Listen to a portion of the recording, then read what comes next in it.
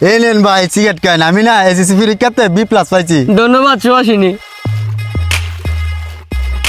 এই নেন ভাই আপনিও একটা খান। সরেনতে গরিব, তোর মতো গরিবের হাত থেকে আমি সিগারেট খাইয়াম? কিরে তুই এই গরিব বড়লোক সারা লোক এত খারাপ ব্যবহার করছ? তুই তো আমার সত্যিকারের বন্ধু, তুই ও শেষমেশ আমারে ভুল বুঝলে। তুই ভুল করছস, তোরে আমি ভুল বুঝতাম না। আমি তোরে প্রমাণ করে রয়েছি আর আমি যে কোনো ভুল করছি না। আমি যাইতাছি গা ডাক্তারে পড়াশোনা করবার লাগিয়া। 10 বছর পরে আমি ডাক্তারের পড়াশোনা কইরা MBBS হয়ে গেছি গা। আরে 10 বছর পরে আমার জানটা কেড়ে বাইরে যাইতেছে গা। এই দিনে লাগেই তো আমি ডাক্তারের পড়াশোনা করতাম গেছি, যাতে MBBS হয়ে তোরা চিকিৎসা করতে পারি।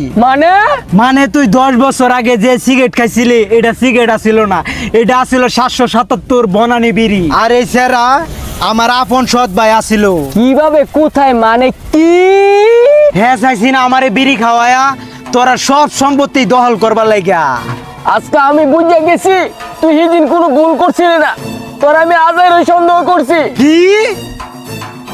তো বন্ধুরা, কেউ সিগারেটের বদলে 777 বিড়ি খাবেন না, এতে আপনার গলায় ক্যান্সার হতে পারে। সবাই বেশি বেশি করে লাকি সিগারেট খাবেন। আইসার বানা সম্বন্ধে কয় কি তা?